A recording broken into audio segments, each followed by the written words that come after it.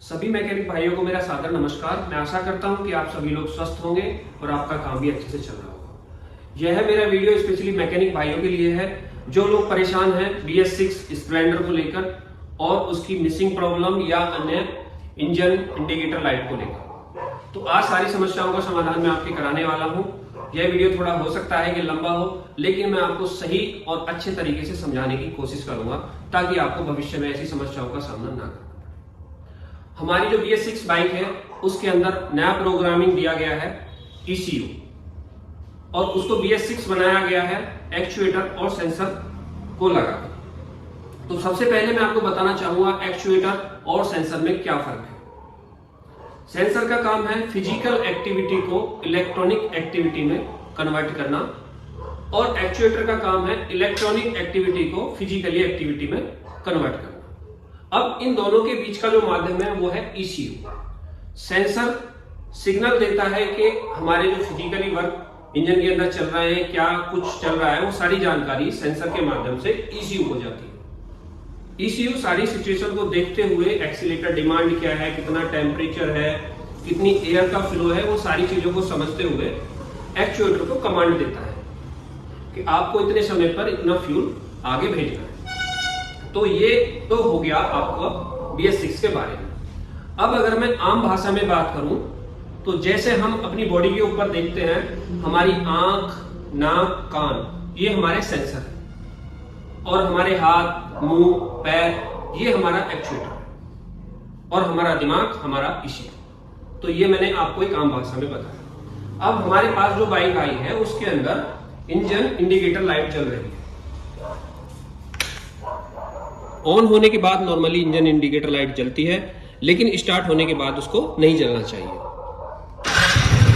लेकिन ये स्टार्ट होने के बाद भी जल रही है। अगर आप चेक करके देखें तो बाइक के अंदर कोई मिसिंग या अन्य कोई प्रॉब्लम नहीं है। तो इससे हम समझ सकते हैं कि अगर कोई सेंसर में प्रॉब्लम है तो वाहन को हम चला सकते हैं, लेकिन मैकेनिक को दिखाने की आवश्यकता है।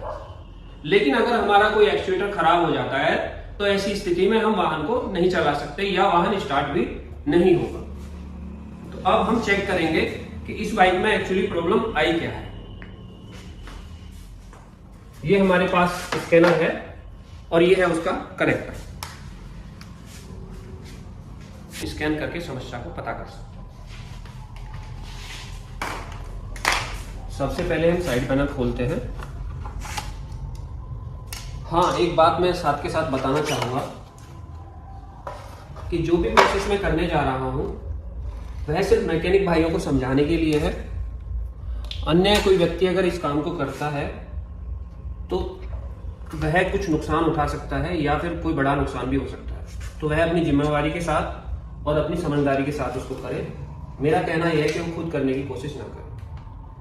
तो यह हमने कपलर यहाँ पे कनेक्ट कर दिया है। इसके साथ में रेड कलर का कपलर होता है और यह 6 पिन कपलर है। इसके बाद क्या है कि चाबी को ऑन करना है। चाबी ऑन करने के बाद तुरंत इसमें सिग्नल आना शुरू हो जाएगा। सबसे ऊपर आप देख रहे हैं डायग्नोसिस।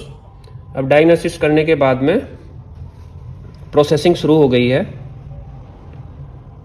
कुछ समय इसमें लग सकता है स्कैन होने में। तो अभी हम देख पा रहे हैं DTC कोड 1 हमारे पास आ रहा है। उसके बाद हम ओके प्रेस करेंगे।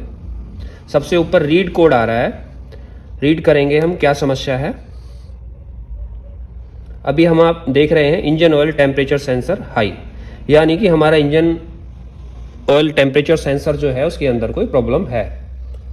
तो उसको एक बार निकालें, देखें, वायरिंग देखें। कई बार धुलाई के बाद भी ऐसी समस्याएं आने लगती हैं, तो आप उसको अच्छे से साफ करके और फिर से उसको अच्छी तरह लगा दें। लगाने के बाद में हम बैक करेंगे। उसके बाद आप नीचे देख रहे हैं इरेज कोड। इरेज कोड पे लेके आने के बाद ओके प्रेस करेंगे, क्लियर एंड रीसेट करेंगे, फिर से ओके करेंगे। प्रोसेसिंग हो रही है। प्रोसेस होने के बाद में हमारा जो क्लियर हो चुका है, जो भी इसके अंदर फॉल्ट था, अभी हम फिर से वहीं पर आ गए हैं। इसके बाद हम मेन स्विच को फिर से ऑफ करेंगे ऑफ करने के बाद फिर से ऑन करेंगे और फिर अब हम सेल्फ लगाते हैं। जैसा कि आप देख पा रहे हो, जो इंजन इंडिकेटर लाइट है वह ऑफ हो गई है, यानी कि जो हमारी समस्या थी उसका समाधान हो गया है। अभी हमारे व्हीकल के अंदर कोई भी एरर नहीं है, लेकिन यह एरर मैंने सिर्फ आपको एक उदाहरण के तौर पर समझाया है। इससे जुड़ी अन्य समस्याएं भी हो सकती हैं। मैं आपकी जानकारी के लिए बताना चाहूंगा, सेंसर से रिलेटेड समस्याओं को ECU तुरंत पकड़ लेता है और वह इंजन इंडिकेटर लाइट को जला देता है।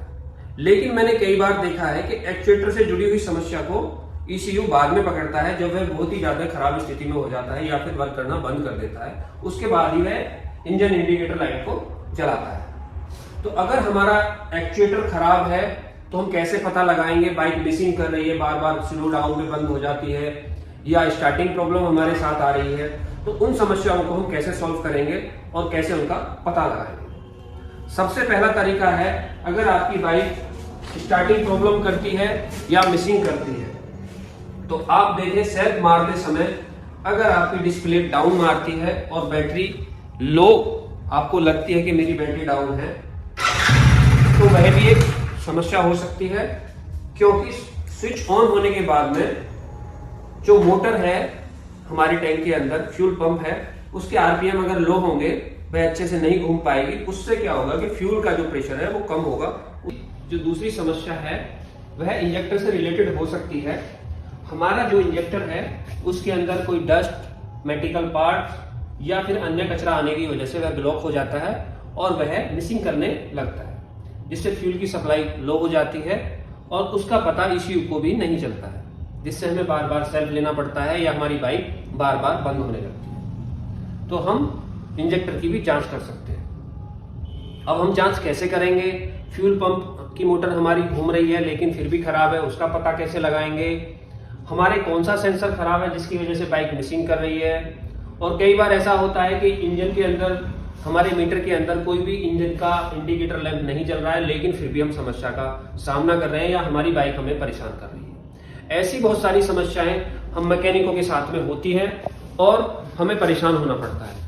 तो ऐसी ही सभी समस्याओं का समाधान मैं अगली वीडियो में आपके लिए लेके आने वाला हूं। वीडियो काफी लंबा हो गया, इसलिए इस वीडियो को मैं यहीं पे समाप्त करता हूं।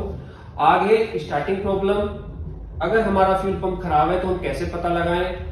हमारा इंजेक्टर से फ्यूल तो आ रहा है लेकिन फिर भी स्टार्टिंग प्रॉब्लम है, या हमारी बाइक बार बार मिसिंग मार रही है। इन सभी समस्याओं का समाधान मैं अगली वीडियो में आपको 1 बाय 1 समझाऊंगा।